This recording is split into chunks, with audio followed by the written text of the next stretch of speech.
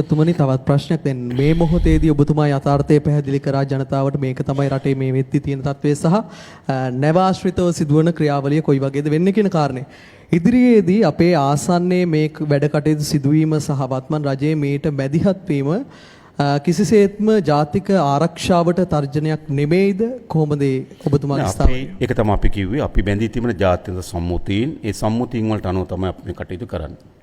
මා දැක්ක තව ප්‍රවෘත්තියක් නිර්මාණය වෙලා තිබුණා මේ සිදුවන අපේ මුහුදු සීමාවේ කියලා.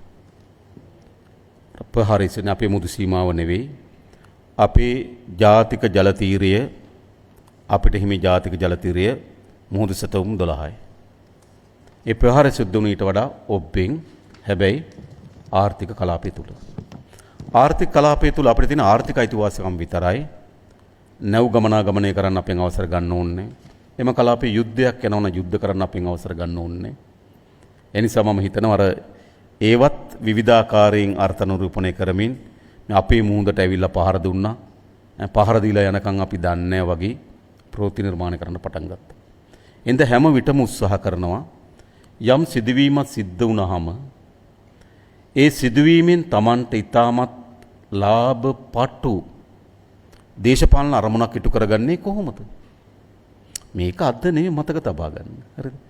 පාකිස්තානය සහ ඉන්දියාව අතර යම් ගැටුම්කාරී තත්ත්වයක් මතුවෙනකොට මේ සාකච්ඡාව ගොඩ නැගුවා.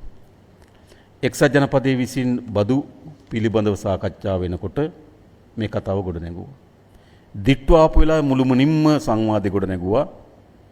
බේරාගත හැකි තිබීදි කරන්න බැරුණා කියලා මුළු සංවාදෙම. මිනිස්සු 1000කට ආසන්න ප්‍රමාණයක් මිය ගිහිලා සාතුරුදහන් වෙලා. නිවාස විශාල ප්‍රමාණයක් මුළුමනින්ම අවතැන් වෙලා. ලක්ෂ 21ක ජනතාවට බලපෑම් ඇති වෙලා.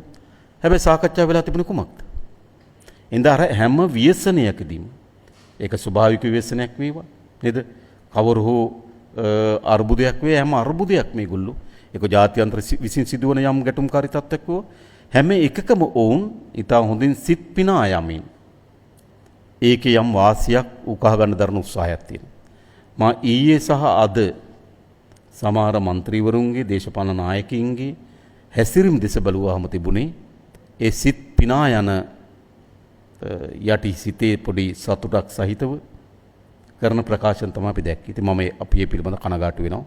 මම අපේක්ෂා කරන්නේ සියලු දෙනාගෙන් මෙය අපේ පරිබාහිර එකක්. නමුත් අපිට අපේ ආසන්නයේ ඇති විය හැකි ගැටලු ඊටවත් මධ්‍යස්ථව අපි විසඳීම සඳහා ප්‍රවේශය තමයි අපි අනුගමනය කරන්නේ.